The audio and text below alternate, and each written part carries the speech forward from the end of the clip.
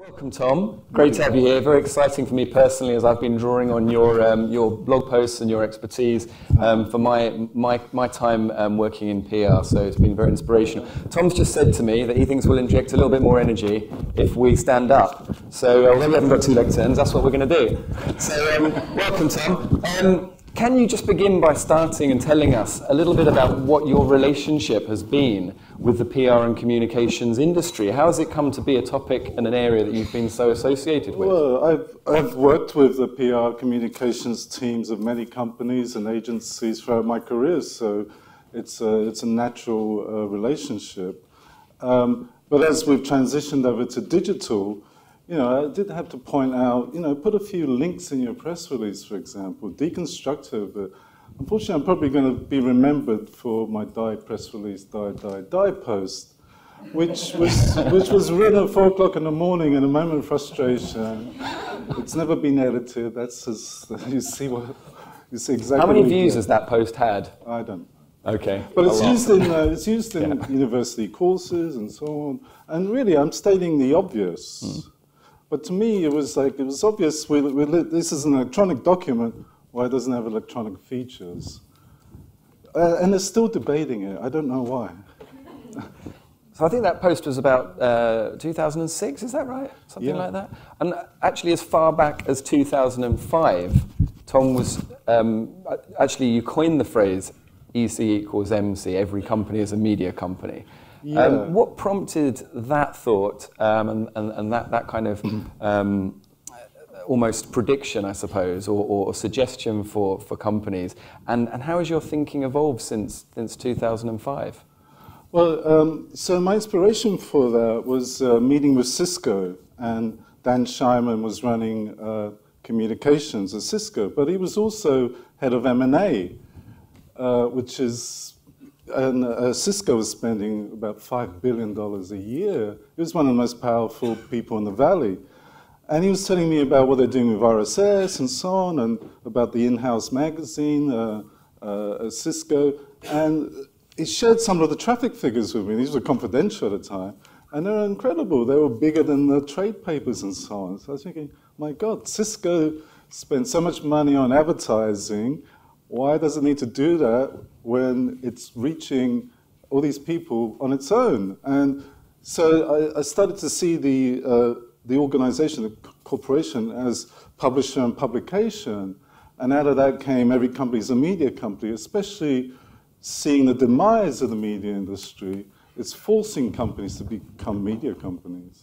So that's Cisco, and they've got an online newsroom, the network, I think, or am I confusing that with Intel? I think. So that was a big deal when they launched that, and that involves brand journalism and everything else.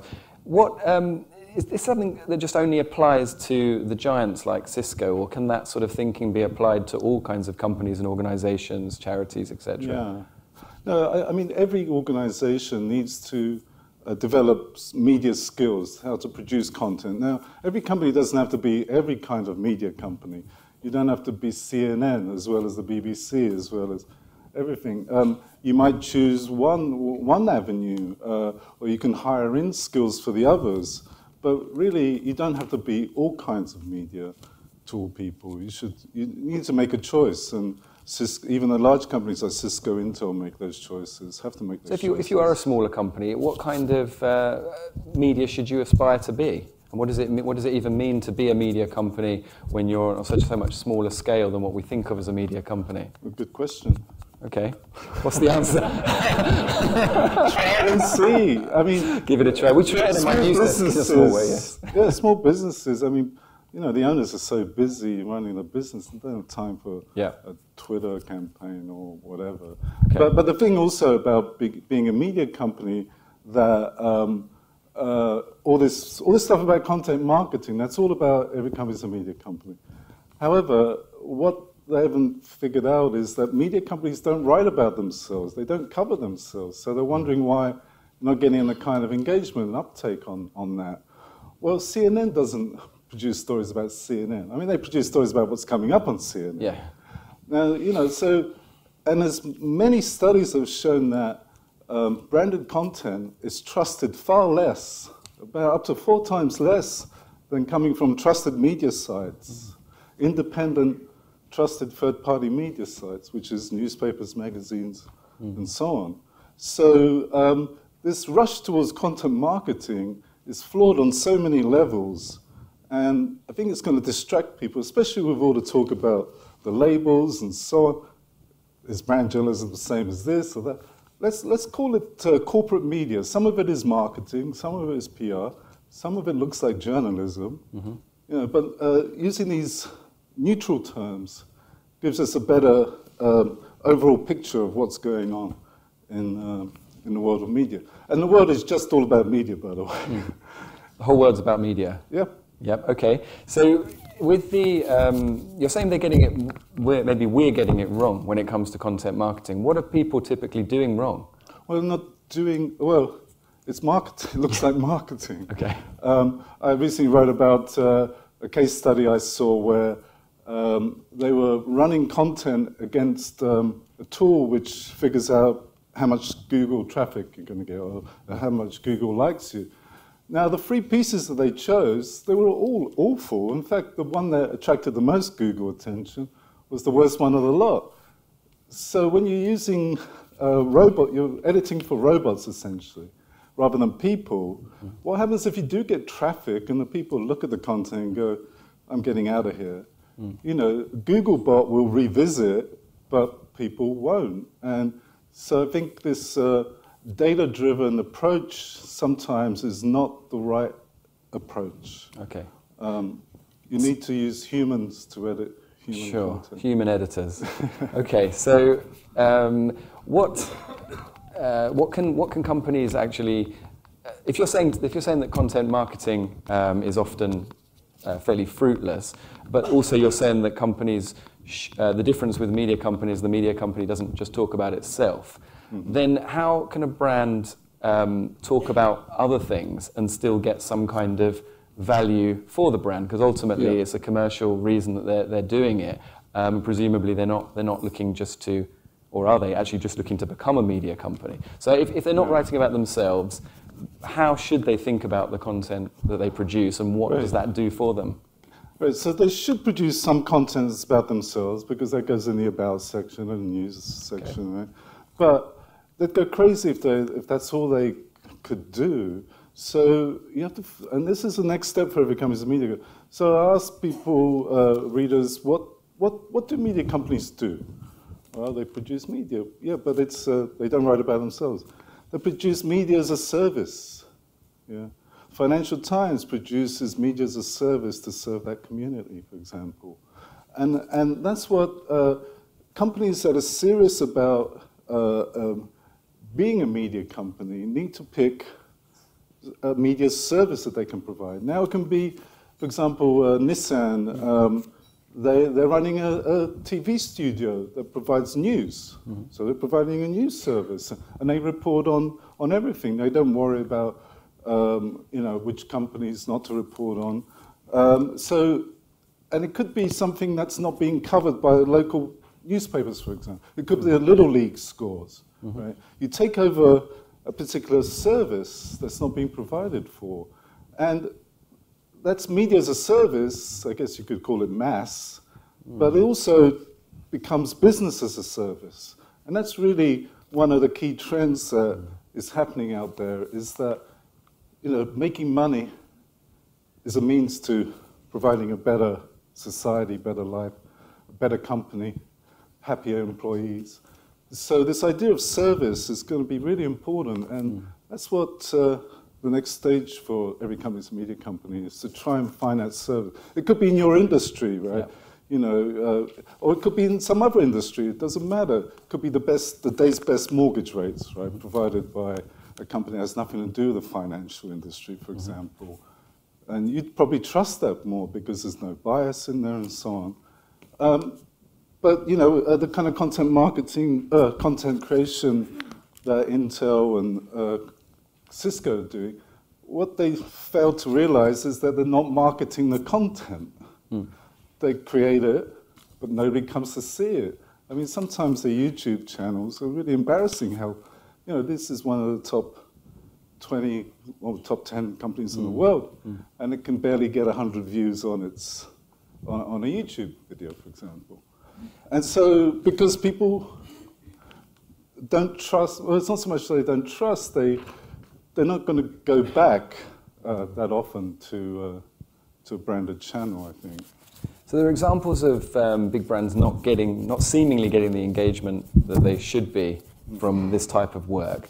There was a really interesting debate that I was following online based on Coca-Cola's content, the Coca-Cola journey, and their kind of brand journalism site, effectively, which it covers all kinds of topics. One of the criticisms that was quite eloquently put out in a blog post, which Coca-Cola directly responded to, was that, you know, for a brand of Coke's size and, you know, their media expertise and everything else, that they weren't really getting the degree of engagement that actually really moved the needle for them. You know, it was a lot of skepticism that, yes, they'd created a beautiful, you know, newsroom or brand journalism site, but actually that the sort of figures, which would actually be good for most brands, but for Coca-Cola were not enough. Do you see that? I wish everybody would stop using engagement as a metric. You know what, I love my brands, you know, I like my Hugo Boss suits and so on, but I want them to shut up, you know, and be quiet and not try and engage with me. Engage with me when I'm ready to buy, but, you know, because it takes time away from people's engagement with other people, with their kids, with their parents, and that's not ethical, in my view. Just to get some engagement numbers on a sheet for your boss, and also it's annoying. Yeah. You know, and you're annoying Don't be people annoying. too. So stop it. Shut up. Stop trying to engage. Okay, so don't be annoying. Shut up. PR people, what do we want to be a part of this, creating content at the risk of annoying people and not shutting up enough? How do you strike the right balance? People are good at creating content. They know what's gonna work. Unfortunately, if they're working for the marketing person at an organization or client, then often, you know, their advice isn't heeded. And you know, the best content is neutral content. You know, it's the best news stories about a company are neutral stories because they're seen as being fair and balanced. Now, you know, when marketing departments are paying for all this stuff, they want to see marketing. Yeah. And that's what it comes out as marketing. And I don't know if there's anything that can be done about that. But can you have a form of marketing where the receiver doesn't even know they're being marketed to? It's so subtle, it's so clever. Yeah. Maybe. You can. So at the risk of getting very short answers on these ones, what do you think of brand journalism, first? No such thing. Okay, no such thing, right? Just because you write a press release doesn't make you a journalist. Okay, but obviously a lot of PR people have always been journalists before. Is that journalism or is PR now? No, it's corporate media. Let's just call it corporate media. There you go. Is there, I mean, obviously there's one thing like who you hire to do this kind of work internally, and putting a label on it maybe is not helpful, but what kind of mindset do you need to do this non-annoying type of brand? I can't call it brand journalism, I can't call it content marketing, but brand media. So what type of person do you need? Ideally, if it was you as the CEO of a company, would you hire a journalist? Would you hire a PR person? Would you hire a marketer? Would you hire a social media expert? What sort of person would you want to be doing this kind of stuff? You want a person that's engaged in the channels, right? I mean, I know marketing and communications professionals, by the way, quite senior ones, who tell me they're not on Facebook or they're not on Twitter. And they say, I'll never go on there. I don't believe in it. It's like, okay, you don't believe in Father Christmas, but this is just Twitter, this is Facebook. You need to know about these channels, right? Well, if your boss asks you about it, you can't read about it. You have to be in them. So you have to be engaged in the channels, and you have to be engaged in your culture too. You have to know what's what. Also in the culture of those channels as well. You know, you have to have a lot of cultural antennas in this regard, because you can easily slip up and so on. But by knowing the cultural artifacts in all those channels, you're going to be more effective. And you're going to be able to also say, no, we should not do that. Yeah, important to say no. Yeah. So the other one I might get a short answer on is, what do you think of native advertising? Well, for some publications, like some of the trade publications, I think it's okay. But for publications like the New York Times, why would you want to erode trust with your readers? Why would the advertisers using this native advertising want to erode trust? I mean, surely one of the first principles of brand identity is you create a distinct brand identity. Here, they're trying to submerge the brand identity. And, let's be honest, they're trying to pass it as something from the New York Times. Mm. And, okay, there's a label not paid for by Dell. Well, what happens when Dell gets a great story in the New York Times because it's done really well? People are going to think, paid for by Dell, probably. Even if there's not paid for by Dell, it's still going to create that illusion of illusion. And so I think the management don't understand, the media industry in general don't understand a lot of these trends. The management of the New York Times, I wrote, they've shot themselves in the foot, in the groin, and in the brain because, look, it takes a long time to build a media brand. I mean, the New York Times is maybe 150 years old. Financial Times, it's 110 years old. It takes a long time. BuzzFeed and Upworthy think they've won the game already. No, they haven't. This is just the early innings. Brand means a relationship, a long-standing relationship. Relationships take time. Why would you want to damage that relationship? So with your Silicon Valley Watcher blog, you're a media company yourself. Yeah. You're blogging to improve your own reputation, and I imagine maybe indirectly you're making money from it. Would you consider running native advertising on your own blog if it's clearly marked? Would you be interested in doing that, or is that something you would object to? You want to run something? Oh, wasn't thinking that's that. Yeah. Is that what it comes down to? How much you're offering, sort of thing? Is it a financial? No. I mean, it depends on. Sorry. Yeah, just the microphone. Oh, no, it's just when you touch with the paper. It's fine. Oh, sorry. What was the question? Yes, about you're not massively in favour of native advertising because it compromises the trust in that publication. But when you apply it to your own publication, your own media brand, would you consider it if? Yeah, maybe. Yeah. I mean, depending what it was, obviously, but the native advertising that New York Times uses is prepared by the sales department. So I mean, they didn't even have editorial quality control over it, which is like crazy. So if you were going to do it, you'd look to still have that editorial control. Yeah, of course, this is an issue that a lot of guys in the room, I'm sure, face all the time. Not native advertising only, but just blogger relations. And if they want to, get you to blog about their company. There's a conversation there, and there's all the the sort of etiquette around that, and declaring your interests, etc. Yeah. Is that something that's come up for you along the way? You're clear on your site. You do obviously mention all the brands that you work with, all the companies you consult for. Sorry, I didn't We'll move on. We're sort of nearly out of time, so let's get a couple of questions from the audience. I'm sure you've got some. And bear in mind that Tom is going to be on a panel on the technologies of PR as well, so we'll be able to cover some of those issues a little bit later on as well. So anyone got any questions on things around it? Is every company a media company? Or any thoughts to share as well from your own experiences? There's one at the back over there on the right-hand side.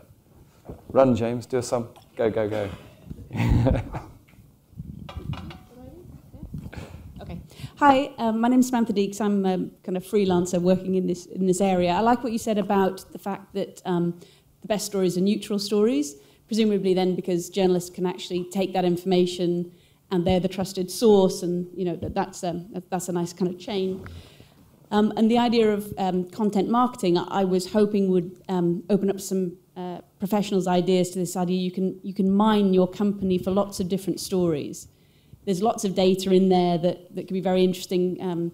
The Google Nest, that smart heating monitor is just going to now have going to produce a massive study on CO2 emissions and all sorts. It's got data that it can give that other people can run stories on. Is that kind of what you were sort of thinking about, kind of neutral stories? And well, I think that's more in the idea of media as a service, right? You know, they're using their data to create, say, a regular report on CO2 or other gases in neighborhoods, and that can be like a map. That can be a regular media service they're providing there. But neutral stories, yeah, I mean, that's what journalists try and produce, is, you know, fair, well-researched, detailed stories.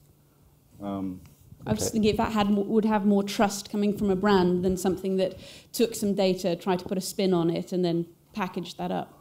Well, no, I mean, spin is the angle in my book, right? You want to put a good angle on a story. I mean, I love taking a story that everybody else has written already and putting an angle on it that makes you look at that story in a completely different way. And there's a lot of creative satisfaction in that, too. But generally, whatever comes from a brand is going to be treated suspect. It's better to get a neutral third party, like a newspaper magazine, to run that story. And so, and you know, every company being a media company, I don't think you want to be a media company at the end of the day, because it's a lot of work.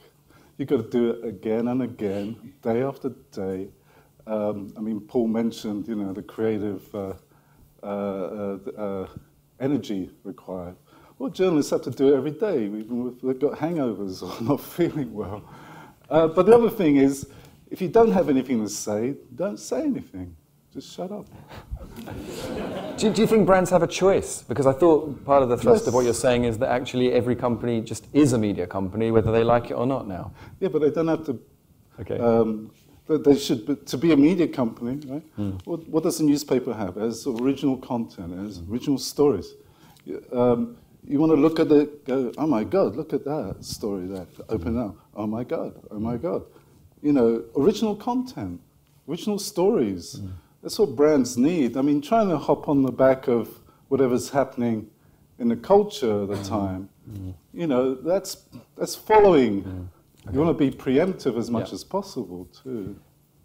Finally, maybe just highlight a few of the brands that you think are doing it well and that we can really learn from. I think everybody's still, you know, figuring things out, and that's the beauty of it. You know, Deirdre mentioned, you know, about how exciting it is. I've been saying that for many years too. She uses footsteps in the sand. I use footsteps in the snow. You know, when it's just snowed, and you know, it's so great just making those footsteps in places where nobody's ever trodden there. You know, but we have an incredibly innovative platform in media now. There's so many hybrid things we can put together. We haven't even started yet. And it's really exciting. And what's going to work? What isn't going to work? Well, you only find out if you try it, right? And there's not that much risk in trying stuff out. You know, in fact, there's a lot of goodwill still. And you should do it. I know the cultural battles you guys have to face internally are quite formidable. But my advice is just do it. You had an anecdote, maybe just squeeze this in, about Red Bull, your conversation with the guy at Red Bull. I think illustrates your point quite nicely. Oh, so actually, the last time I saw Deirdre was at the Reagan International PR Summit in Amsterdam.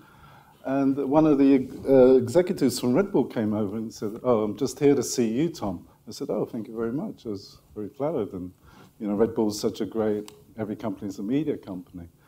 And he said, "Yeah, we have one rule. The bull never speaks." Again, you know, there's nothing about Red Bull and Red Bull's media. It's about the sports. It's about the service they provide, media service, the athletes and so on. They do the speaking for Red Bull, and that speaks volumes for Red Bull. You know, they get it. Absolutely fantastic. Guys, Tom's going to be around all day. I know you've got some questions. You want to squeeze one in? Okay, we'll ask one quick question at the back. Brian Ahern from Parker Wayne Kent Public Relations. Yeah, I'm interested to know the source that you mentioned about the levels of distrust in content from brands. If you could let us know that. It's just... yeah, Nielsen. it's interesting. I mean, I don't. And how long ago was that?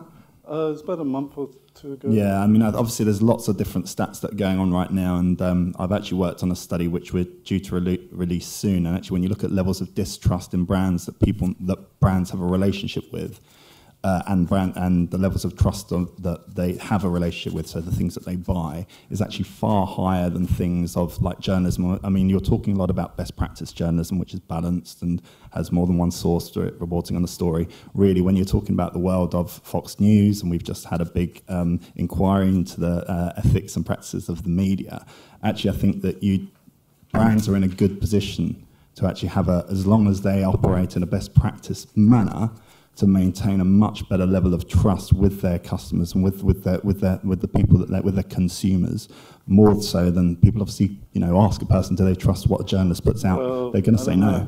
Good luck with that.